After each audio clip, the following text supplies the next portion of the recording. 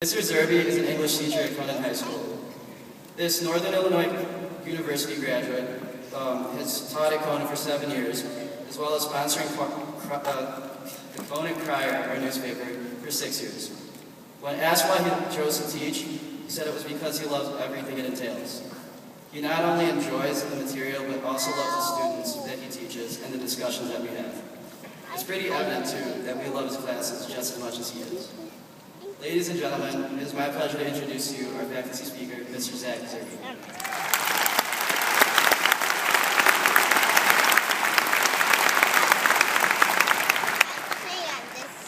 Well, that's the kind of speech that makes the second guy wish he would have gone first. That's right. Then I get hurt. Nice job. Speaking of beautiful, Yes, I did. look at yourselves. This is awesome. It's like a little sea of blue out there. Yes, we You did. guys move a little bit, it's like looking at the ocean. When I first met 2013, I felt a kinship to you guys almost instantly. And that was never more apparent than when I started to write this speech last night. I was in my basement doing activities with my brother Chet, and my mom yells down the stairs, "Hey Bozo, don't you have a speech to write or something?"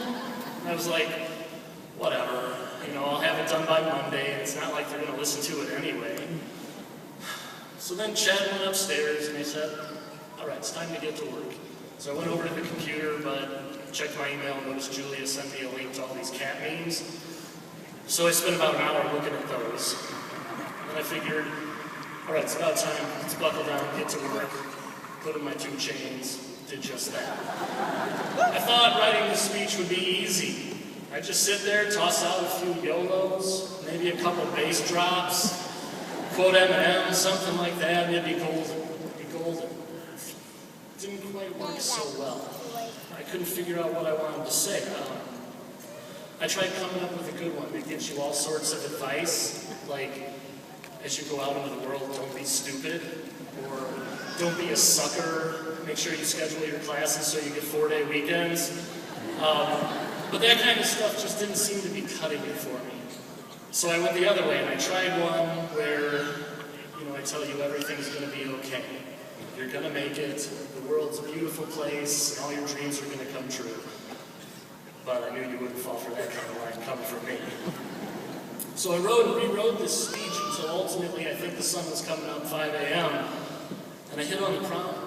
I had so much to say to 2013. I had so many jokes, so much advice, so many great things to tell you guys. But there was really only one thing that I needed to say to 2013. But before I say it, I have to tell you this story. I call it what 2013 means to me. I first met 2013 their freshman year in my CAP group, which contained all 4 students. We spent hours talking about what we would take to a deserted island in order to survive. I even got to watch a video of a young man getting pulled out of a tire swing by a motorcycle. That made me a little bit scared for the future.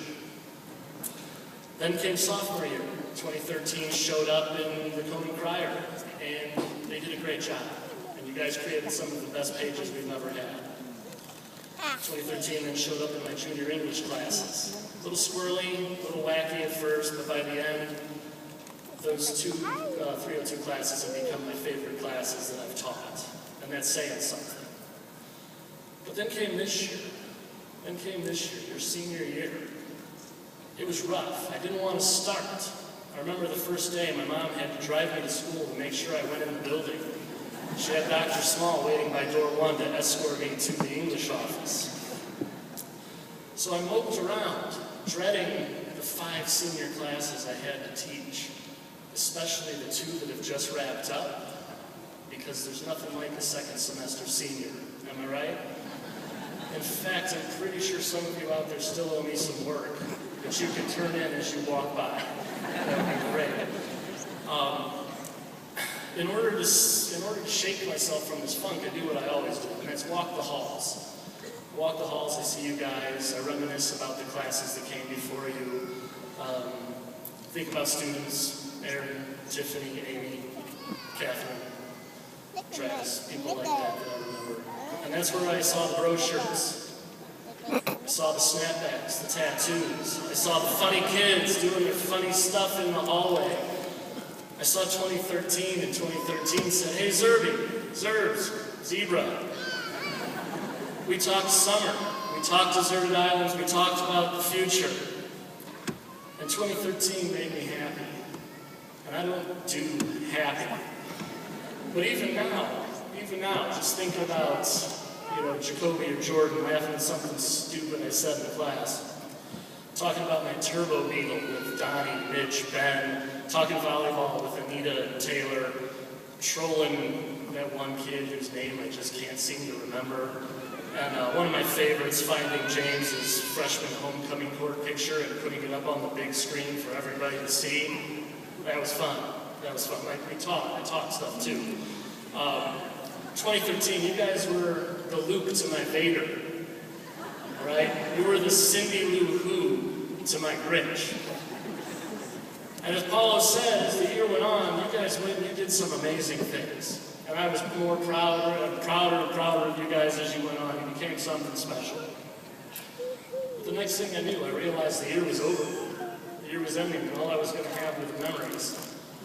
But fortunately, one of my favorite ones just happened at the senior breakfast, when the speakers announced which tables could go get their food, and I got to watch all the young men run as fast as they could to get as much bacon as possible, and they left all their girlfriends behind.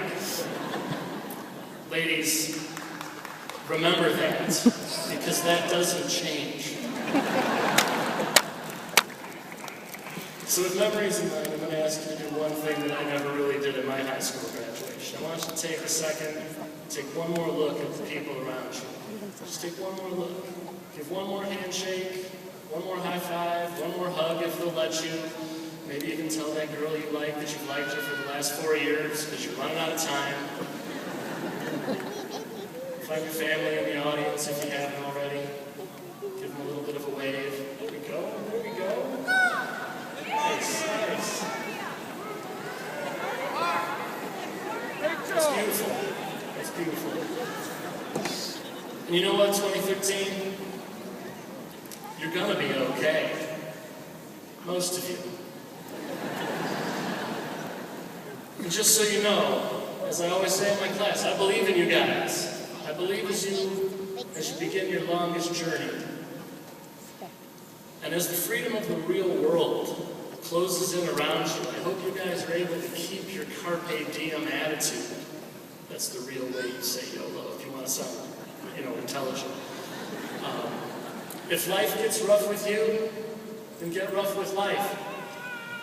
Try to stay young, wild, and free as long as you can before you ultimately become old, tired, and taxed. Today's a future memory that I hope you guys can preserve and look back at with fondness. And it's my sincerest wish that as you reach out toward the green lights of your various futures, that your mind, like a boat against the current, is borne back occasionally to your days at Conant High School. And now before I finish and let you guys get on with your lives, make you put away your phones so you can come up here and get your diplomas, I have that one last thing to tell you, and it's simple. Thank you.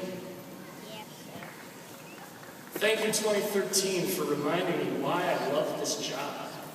I mean, just looking out at you guys is one of the most beautiful things I've seen. You're my favorite class, and I cannot wait to see what kinds of greatness you achieve. So, ladies and gentlemen, it is my absolute privilege and honor to wish the best of luck to the class that truly is greater than 2013.